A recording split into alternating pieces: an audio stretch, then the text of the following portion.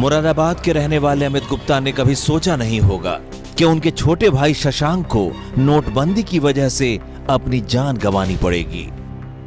27 साल का शशांक 3 भाइयों में सबसे छोटा था। शशांक चैनी खैनी तंबाकू कंपनी में सेल्समैन था और बरेली के प्रेम नगर में बीडीए कॉलोनी में किराए पर रहता था। आरोप है कि शशांक से मुरादाबाद के रहने वाले नीरज सिंह और हर्षित ने नौकरी लगवाने के नाम पर 20 लाख रुपए मांगे थे। शशांक ने दोनों को अक्टूबर में 20 लाख रुपए दिए भी थे, लेकिन नोटबंदी के बाद दोनों ने शशांक से नई करेंसी की मांग की।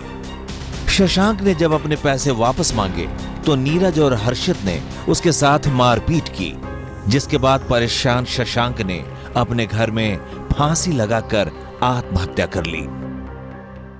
नीरज सिंह वगैरह है, उन्होंने इसे कहा था कि हम आपको सीएनएफ में डिस्ट्रीब्यूटरशिप दिलवा देंगे, फ्रेंचाइजीज वगैरह, और आप उन्हें 20 लाख रुपया दे दो। उसने कैसे करके 20 लाख रुपया दिया और 20 लाख इसने अक्टूबर में पैसा दे दिया था, और अब नवंबर में जब नोटबंदी हुई तो उन्होंने कहा कि अब तुम्हारा पैसा सब बेकार हो गया है और हमारे पास कोई पैसा नहीं है, तुम्हें दोबारा से अगर पैसा देना हो तो दो, नहीं तो तुम्हें कोई पैसा नहीं हो। उन्होंने उसे डराना धमकाना शुरू करा और बहुत ही ज़्यादा उसे प्रताड़ित करा, यहाँ तक कि उसने अपनी सुसाइड लेटर में ये तक लिखा है कि उसे घर नहीं आने दे रहे थे, उसे मारा। शशांक ने आत्महत्या से पहले एक लंबा सुसाइड नोट भी छोड़ा है, जिसमें उसने नीरज सिंह और हर्षित पर उसे प्रताड़ित करने के गंभीर आरोप लगाए हैं।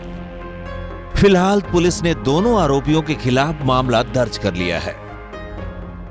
जो ये नोटबंदी हुई है, जिसमें 500 और 1000 के नोट जो बंद किए गए हैं, तो उनका कहना है कि हमारा 20 लाख रुपए का लेन देन था और ये कह रहे थे कि नई नोट लाओ। इस कारण वो प्रेशर में थे और वो पंखे से लटक करके उन्होंने सुसाइड कर लिया है। इसमें संबंधित के विरुद्ध मुकदमा पंजीकृत कर लिया गया है, विवेचना प्रचलित है। नोटबंदी की वजह से देश भर में लोग काफी परेशान हैं। कई लोगों के पास एक वक्त का खाना खाने तक के पैसे नहीं हैं, तो कई लोग पुराने नोटों को बदलने के लिए घंटों इंतजार करके भी बैंक से निराश ही लौट रहे हैं।